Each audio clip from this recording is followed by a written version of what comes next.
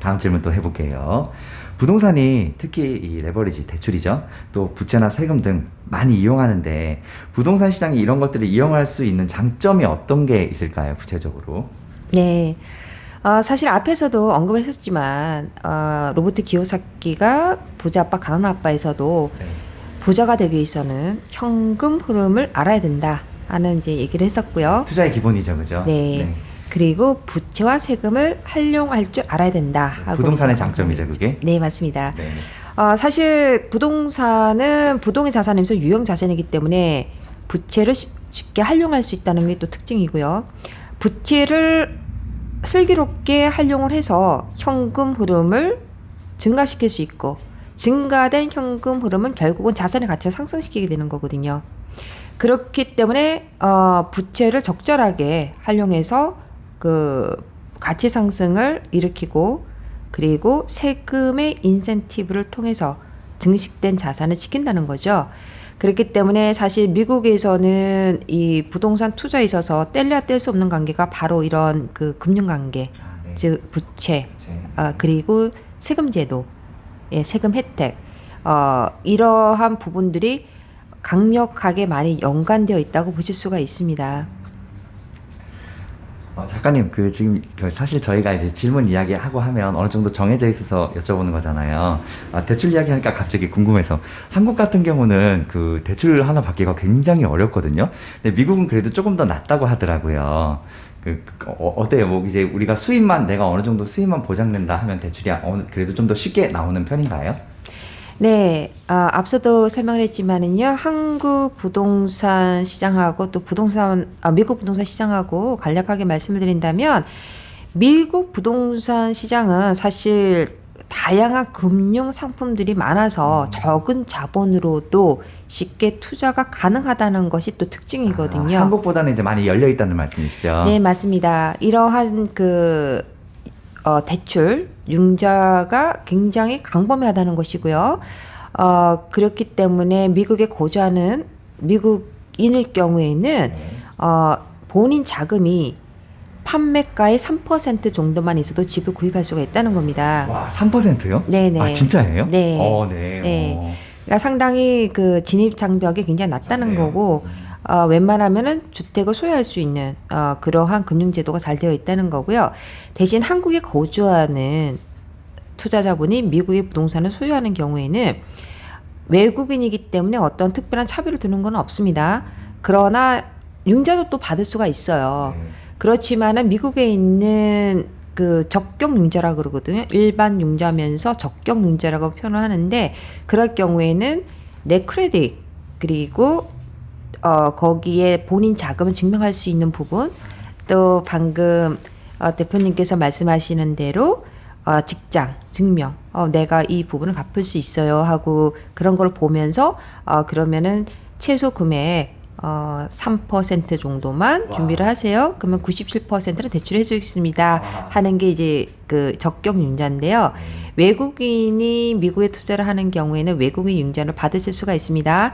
그러나 그 외국인 융자는 non-QM 융자라 그래서 비적격 융자에 속합니다. 그럴 경우에는 그 세 가지 크레딧, 에셋, 그다음에 잡 이런 것들을 보지 않고 융자를 해주는 거거든요.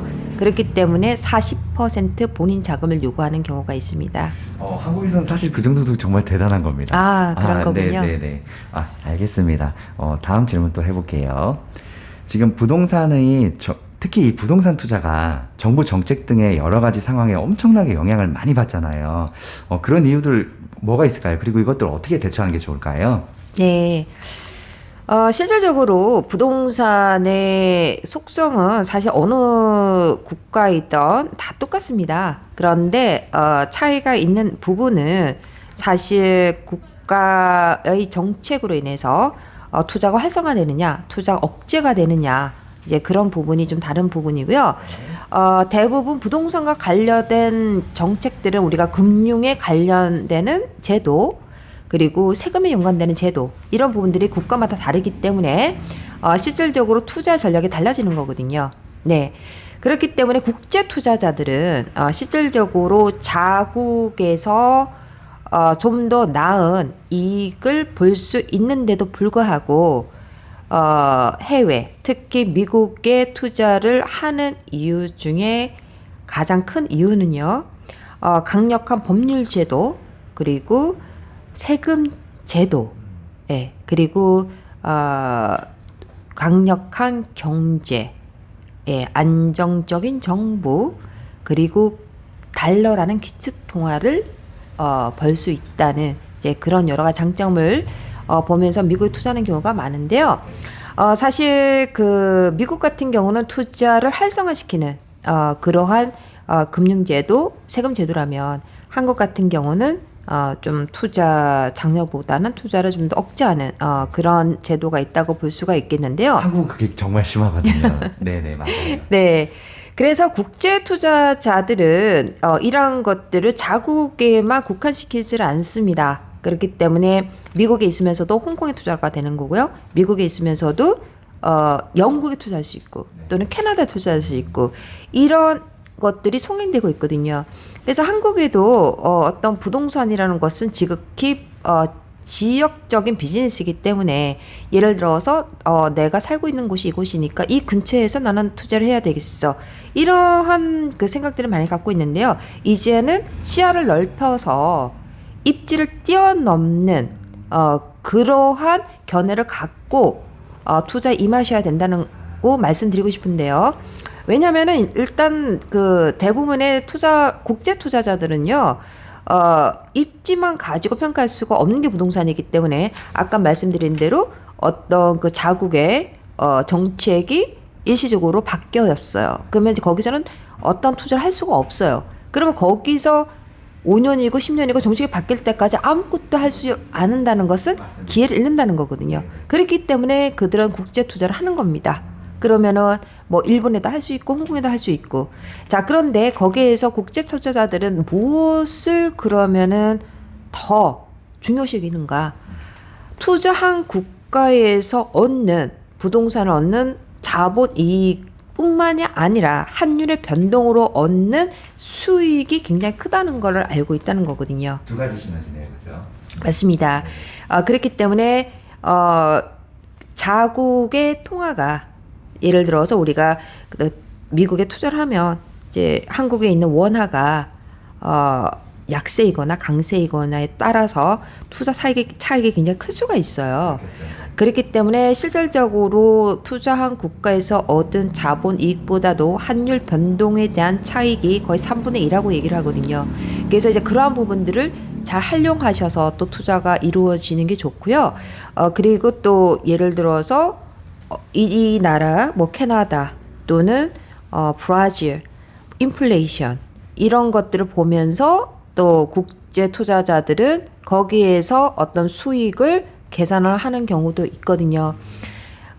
그래서 정책에 대해서 부동산이 억제가 된다라고 생각하는 경우라면은 사실은 이 뭐 한국에만 우리가 제한을 해서 부동산 투자만 생각할 필요는 없다는 거고요. 이제는 세계화 속에서 우리가 살고 있잖아요. 맞습니다. 예, 그렇기 때문에 주식도 예전에는 자국의 주식만 맞아요. 생각하다가 예, 몇 년 전부터 미국 주식, 뭐 채권 이제 세계화란 말이죠. 그런데 사실 부동산은 그렇게 생각을 못 하셨다는 거거든요. 많이 못했죠. 네. 그래서 지금 미국 부동산이 답이라는 저서가 나왔는데 어떻게 보면 경제적 자유를 위한 현 시점에서 뜻밖의 해답이 될 수 있다는 거죠.